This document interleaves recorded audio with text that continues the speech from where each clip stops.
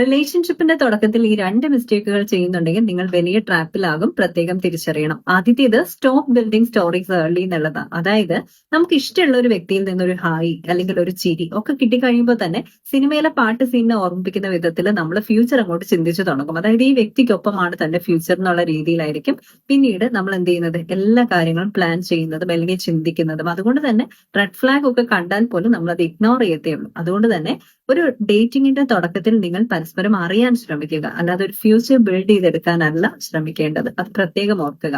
രണ്ടാമത്തെ കാര്യം എന്ന് പറഞ്ഞാൽ ചെറിയ കാര്യങ്ങൾക്ക് നിങ്ങൾ ഓവർ വാല്യൂ കൊടുക്കുന്നത്.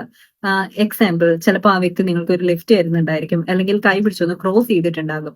ഇതൊക്കെ ഒരു ദയയുടെ ഭാഗവുമായിരിക്കാം. കൈൻഡ്നെസ് ഉള്ള ഒരു വ്യക്തിയായിരിക്കും നിങ്ങൾ കണ്ടുമുട്ടിയത് എന്നുള്ളത് മാത്രമേ അതിന് അർത്ഥമുള്ളൂ.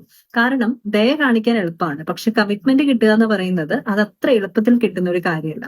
അപ്പൊ കൈൻഡ്നെസ്സും കമ്മിറ്റ്മെന്റും തമ്മിൽ വ്യത്യാസം ഉണ്ടെന്ന് മനസ്സിലാക്കിയിട്ട് വേണം തുടക്കത്തിൽ നിങ്ങൾ ഡേറ്റിംഗിൽ നിൽക്കുക. അങ്ങനെയുള്ള ഒരുപാട് കാര്യങ്ങളും ഒരുപാട് എഫേർട്ടും ഒക്കെ വന്നാലാണ് കമ്മിറ്റ്മെന്റ് വരിക.